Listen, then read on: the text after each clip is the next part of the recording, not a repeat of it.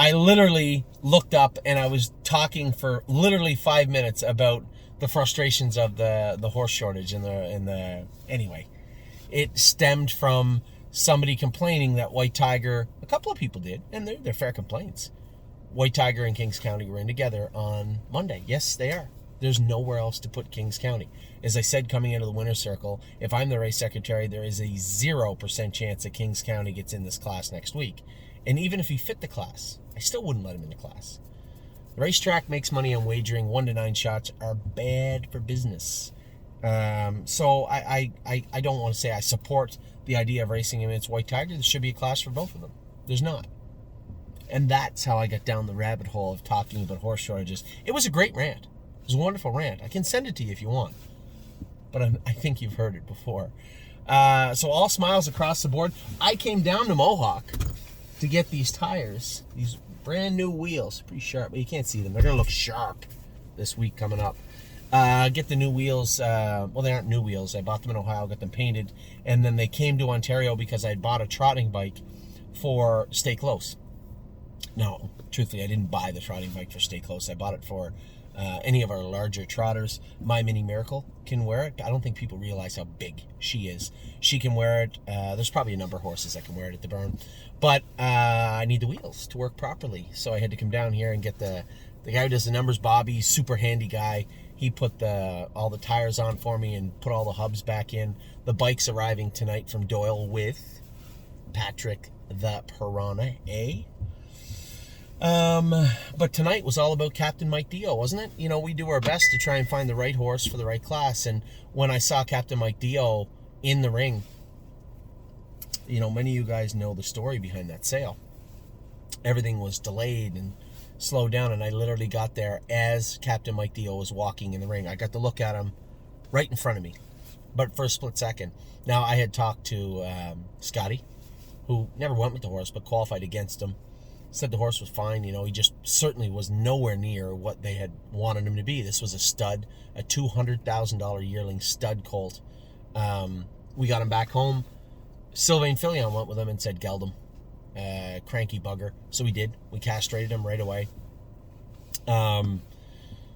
You'll note last week, so I need you guys to pay attention because sometimes people lose and miss the nuances, the little things in horse racing that make such a big difference. So last week, we raced Captain Mike Dio in a light set of pacing hobbles. So if you go back and watch the video, black hobbles, very light material. He was corked up for the winter. We had steel shoes on him up front. We had steel shoes on him behind with 4 corks. Now the weather's been good, and he was hitting himself. You could see it. Just watch the race. Hitting himself. You know, touching his knees. Can we get him away from that? Maybe.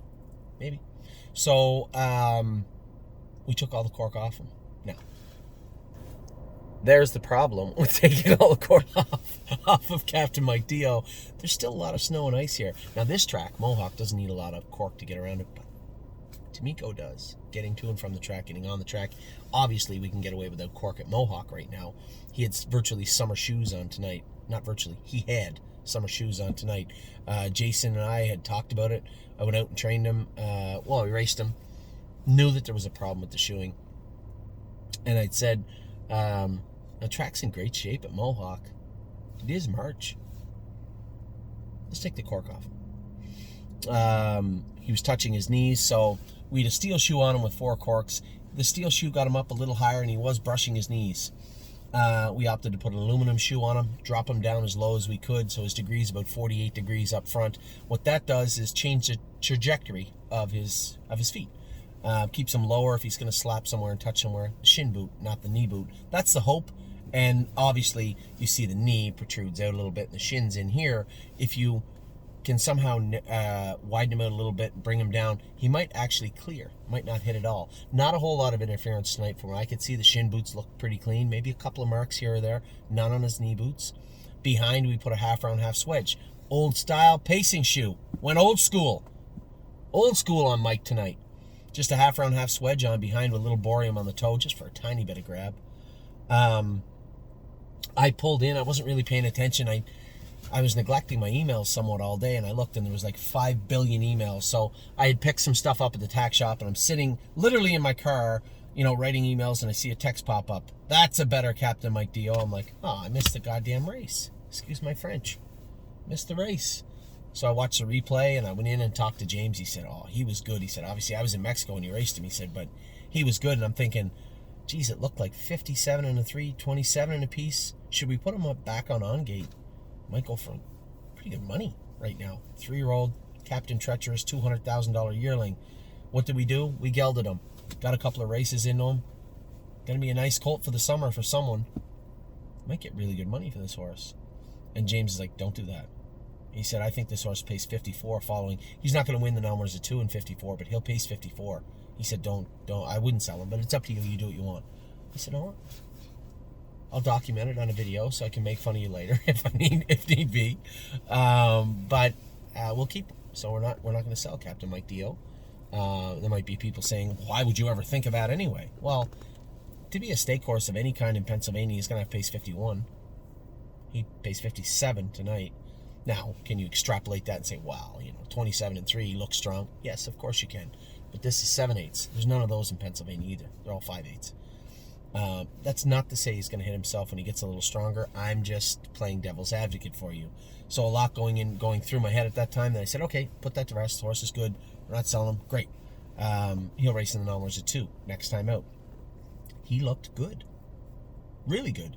So a good mile from him. I was really, really happy to hear the report from James. Sometimes that maiden can be a little watered down, but by all accounts, he was awesome. He was really good. So a good night for Captain Mike Dio. We got a bunch of horses qualifying, schooling tomorrow. No Free Lunch is racing this week. Also, what else do we got? Sunday, So-and-Su's supposed to race, but 13 degrees and rain. I told Jason, maybe enter her for Wednesday or Thursday in London or somewhere, because it doesn't look like they might go at Flamborough on Sunday. That looks nasty. We had our horses we schooled today. I brought you a video today about the schoolers. It's been a great day. It's been a great week. Man, and capped off by a great race by a horse. I didn't know how he'd be going in. Would he be second, third? Would he race okay? Would James just say, nah, it's just a horse? No, James was impressed. James is happy. I'm happy. And you're happy. So a good night at Mohawk. You're spoiled again. We're continuing on this unlikely, I guess not unlikely. We bought, it's $200,000 yearling. There's some class there. We just have to work and let it work its way out. So that was great. And then Levitor last night again. Somebody said, where'd that come from? Oh, it's a $175,000 Muscle Hill yearling. Shake them up. New burn, new state, new track, new equipment, new shoes. The importance of shoeing. It's important, especially with a trotter. And for those of you who thought there was some sort of magic with Levitor last night, go look at every single race he's ever raced. Tell me how rough he looks in the turns. Then have a look at last night. Tell me how rough he looked last night. You could see the shoeing change tonight on Captain Mike Dio. And I was referencing the hobbles. I didn't finish that statement. We went for a heavier plastic hobble. Same length, but a heavier plastic hobble tonight. So these little tiny changes make a huge difference sometimes. This is what makes third place finishers find the winner's circle. Things like this. We've been lucky, but we have the right horses for the right classes. So it really isn't luck. It's just an extension of what we did. We bought a good horse. We bought him for the right class, whatever horse it was, whether it was a Levitor, whether it was a Captain Mike Dio. And it came to fruition. Hard work, some horsemanship, and what appears to be a lot of luck also. So we're having a fantastic run again. It's incredible. Just a continuation of the year we had in 2021. And we can only hope that it stays going. So everybody, cross your fingers before you go to bed. It has been a great ride. It continues to go. I'm on the 401, which you might notice. I'm heading home. I'm going to go to bed here in a minute. It's been a long day for me. I wasn't up super early, but it's a 4.5 hour drive home from Ohio. And got the tires fixed. Bike will be back. Get to see Patrick the Piranha. Get to see what $140,000 of your dollars bought us tomorrow. And for those of you wondering, the plan is for both him and Stay Close to race next week.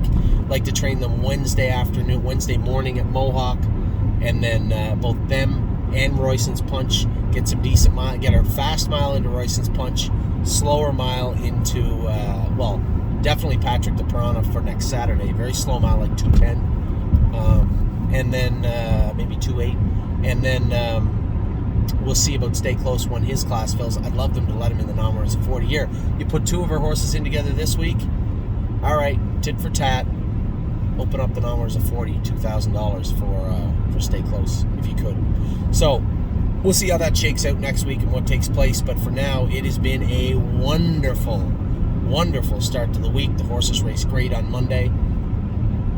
A little bad luck with our girl Compass, but she's off to be a mummy now. Wednesday, obviously, Levator was great. Mama was great. Jekyll and Hyde did what he could. And yeah, Voyage was a little upsetting, but that happens. And then right back today now, with Captain Mike Dio. So a great day at the stable again. The drone is coming on Saturday. And for you out there wondering, 5 3-year-olds will be training at 7:30 in the morning, and the drone starting immediately after that. Curtis has to leave. James has to leave. I don't really have to do anything. Everybody else is leaving. So with that, I'll talk to you all very soon. Hope you're having a great day. It is a great day here at the stable. Take care.